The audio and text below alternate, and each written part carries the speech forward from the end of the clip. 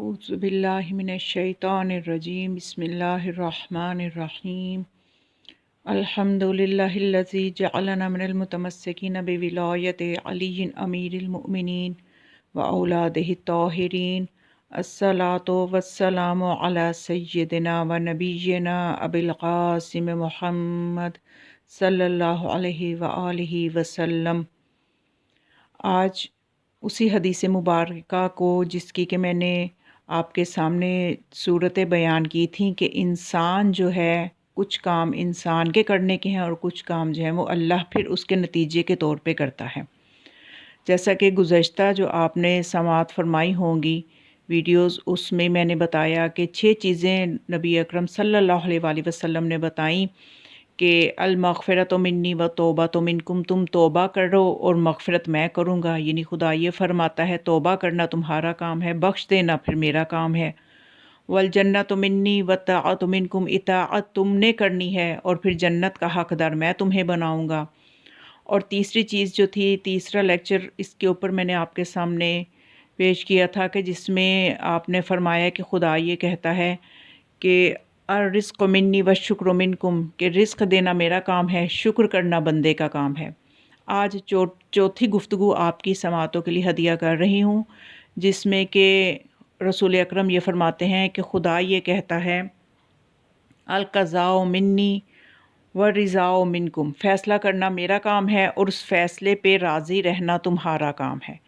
یعنی بندے کو چاہیے کہ وہ اللہ پہ اتنا تو اعتبار اور اعتماد کرے، اتنا تو اپنی محبت کا اظہار کرے کہ جس خدا پہ وہ ایمان رکھتا ہے، جس خالق پہ وہ ایمان رکھتا ہے، جس کے آگے وہ سر بسجود ہوتا ہے، وہ اس کے لیے جو فیصلہ کرے گا وہ بہتر ہے۔ وہ فیصلہ چاہے انسان کو بظاہر کیسا ہی لگ رہا ہو، اچھا لگے یا برا لگے، جب اسے یہ پتہ ہے کہ یہ اللہ کی طرف سے ہے تو پھر اسے اس کو قبول کرنا چاہیے کہ وہ بہرحال اس کے فائدے کے لیے ہی ہے، کیونکہ خدا جو کہ 70 ماؤں سے زیادہ شفیق ہے، وہ انسان کی بہتری کے لیے ہی فیصلے کرتا ہے۔ چاہے ہمیں بظاہر اپنی بصیرت کی کمزوری سے وہ فیصلے لگیں کہ پتہ نہیں خدا نے ہمارے لیے ایسے کیوں کیا، تو ہمیں ان چیزوں سے گریز کرنا چاہیے جو کہ عقیدے کو خراب کرتی ہیں۔ اور جہاں تک اس چیز کا سوال ہے کہ کون سی آزمائش ہے جو اللہ کی طرف سے ہے اور کون سی ہے جو ایسا نہ ہو کہ وہ اللہ کی طرف سے نہ ہو، ہماری اپنی کوتاہیوں کی وجہ سے ہمارے لیے کچھ چیزیں آزمائش بن جاتی ہیں، تو اس چیز میں فیصلہ کرنا بھی بہت آسان ہے، جو کہ مولا کائنات امیر المؤمنین علی بن ابی طالب علیہ السلام نے یہ فرمایا کہ جب کسی آزمائش کے آنے کے بعد تمہاری رغبت عبادات کی طرف ہو جائے اور تمہارا جو رجحان ہے وہ اللہ کی طرف بڑھ جائے، تو سمجھو کہ وہ آزمائش بھی اللہ کی طرف سے ہی ہے۔ اور اگر کسی آزمائش کے آنے کے بعد تم یعنی پریشان ہو جاؤ، مفہوم یعنی مولا کے اس قول کا میں بتا رہی ہوں کہ اگر آزمائش کے آنے کے بعد تم اللہ سے دور ہو جاؤ، عبادتوں سے دور ہو جاؤ، اسی آزمائش کو لے کے ہی پریشان بیٹھے رہو، پریشان ہوتے رہو، تو اللہ کی طرف تمہارا رجحان نہ ہو بلکہ پہلے سے بھی کم ہو جائے، تو سمجھو کہ وہ آزمائش اور مصیبت تمہارے اپنے اعمال کی وجہ سے تم پہ آئی ہے۔ یعنی ہر چیز کا ہمیں ان ہستیوں نے حل بتایا ہے، طریقہ بتایا ہے، ہمیں ان کے فرامین کو سمجھنا چاہیے اپنی دنیا اور آخرت کی کامیابی کے لیے۔ تو خدا یہ کہتا ہے کہ فیصلہ خدا کا کام ہے اور اس پہ راضی بندے کو رہنا چاہیے اللہ کے فیصلوں میں، کیونکہ دیکھیے اللہ کی جو مشیت میں ہے، اللہ کے جو ارادے میں ہے، وہ حتماً تو ہم نہیں جان سکتے، لیکن ہم اللہ کی رضا کو ہم معلوم کر سکتے ہیں کہ اللہ ہم سے راضی ہے یا نہیں ہے، اور اس رضا پہ ہمیں راضی رہنا چاہیے۔ اللہ کی رضا کو ہم کیسے سمجھ سکتے ہیں؟ اس کے لیے ہمیں جو ہے روایات میں بہت سی ایسی روایات ملتی ہیں کہ جس سے معاملہ آسان ہو جاتا ہے۔ جیسا کہ ایک مرتبہ حضرت موسیٰ علیہ السلام نے اللہ کی بارگاہ میں عرض کیا کہ یا رب اخبرنی ان آیتک رضاک من عبدک، کہ اے میرے پروردگار مجھے اس نشانی سے آگاہ کر کہ جسے یہ معلوم ہو سکے کہ تو اپنے بندے سے خوش ہے۔ کیونکہ دیکھیے بعض اوقات ہم تو نیکی بھی کرتے ہیں، نمازیں بھی پڑھتے ہیں اور ہم سمجھتے ہیں کہ اب ہم اتنے مومن ہو گئے ہیں کہ اللہ ہم سے خوش ہے، لیکن کیا پتہ کوئی ایسا کام کر رہے ہوں کہ جو اللہ کی ناراضگی کا باعث بن رہا ہو اور ہم اس سے غافل ہوں۔ تو ہمیں بہرحال یہ معیار پتہ ہونا چاہیے کہ ہمیں کیسے پتہ چلے کہ ہم ٹھیک جا رہے ہیں اور ہمارا اللہ ہم سے راضی ہے۔ تو جب حضرت موسیٰ علیہ السلام نے یہ سوال کیا تو اللہ نے یہ وحی کی، فَأَوْحَى اللَّهُ إِلَيْهِ إِذَا رَأَيْتَنِي أَهْجِئُ عَبْدِي بِطَاعَتِي وَأَصْرِفُ عَنْ مَعْصِيَتِي فَذَلِكَ آیَةُ رِضَائِي۔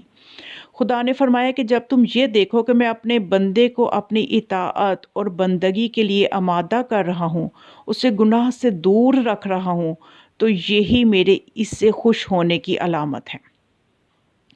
دوسری علامت ایک اور ہے، وہ بھی آپ کو پتہ ہونی چاہیے کہ خدا ہم سے راضی ہے یا نہیں۔ تو اس کی علامت یہ ہے کہ جب ایک مرتبہ اس سلسلے میں جو ہے ہمیں حدیث کی روشنی میں بھی بہت رہنمائی ملتی ہے کہ امام علی علیہ السلام نے فرمایا، علامت رضا اللہ سبحانہ عن العبد رضاہ بما قضا بہ سبحانہ لہ و علیہ، کہ اللہ کا اپنے بندے سے راضی ہونا اس طرح سے بھی پتہ چلتا ہے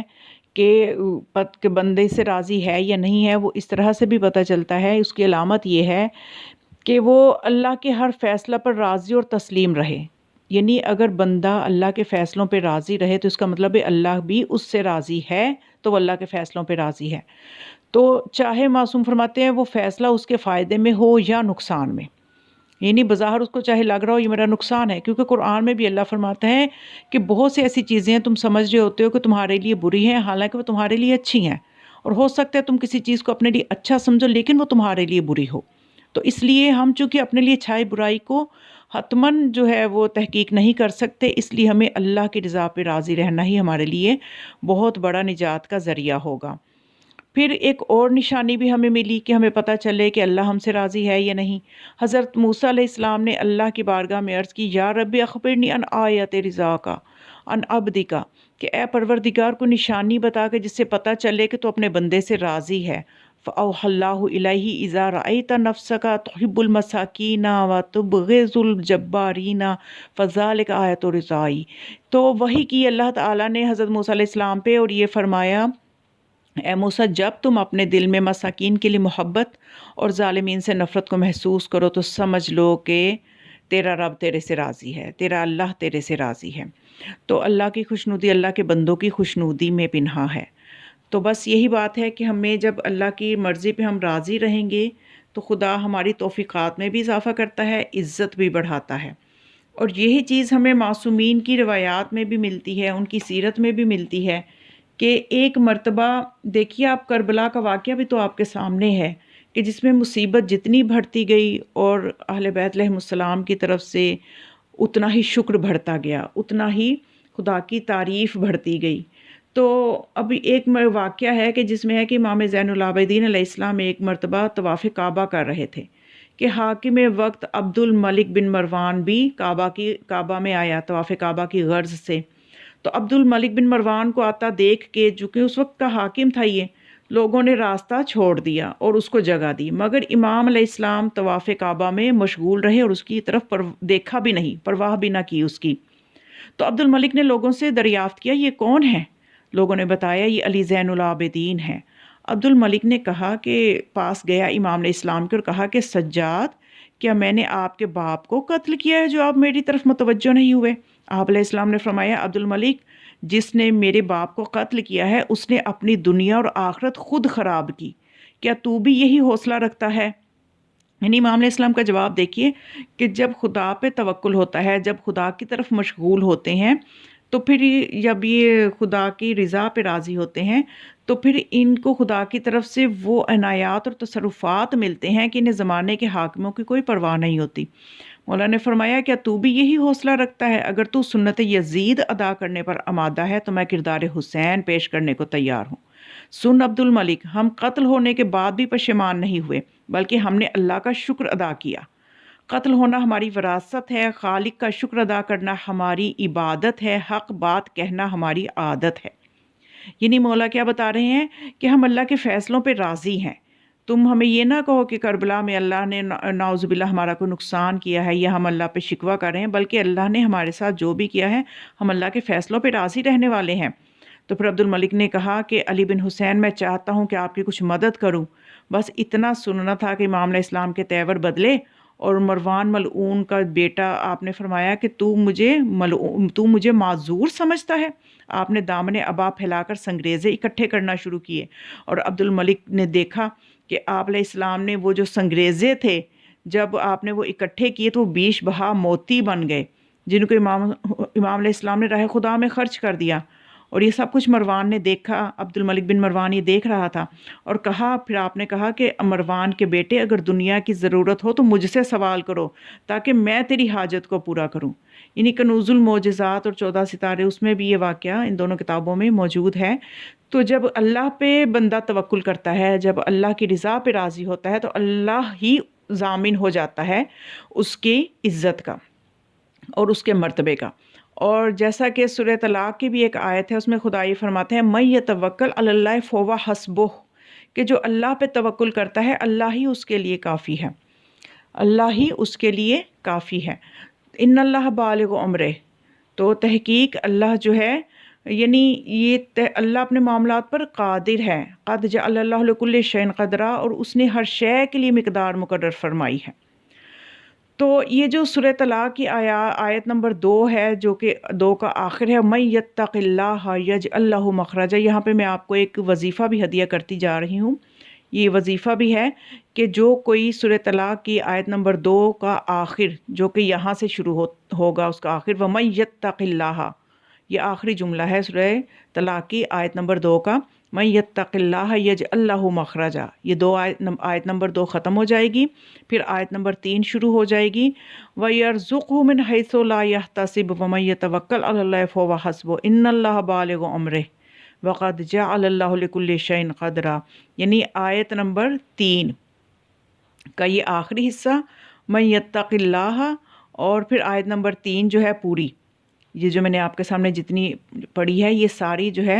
اس کو کس طرح سے پڑھنا ہے، مَن یتق اللہ سے لے کے قدرہ تک، یہ جتنا ذکر ہے، اس کو بلندی درجات کے لیے، رزق میں وسعت کے لیے بہت ہی مجرب ہے۔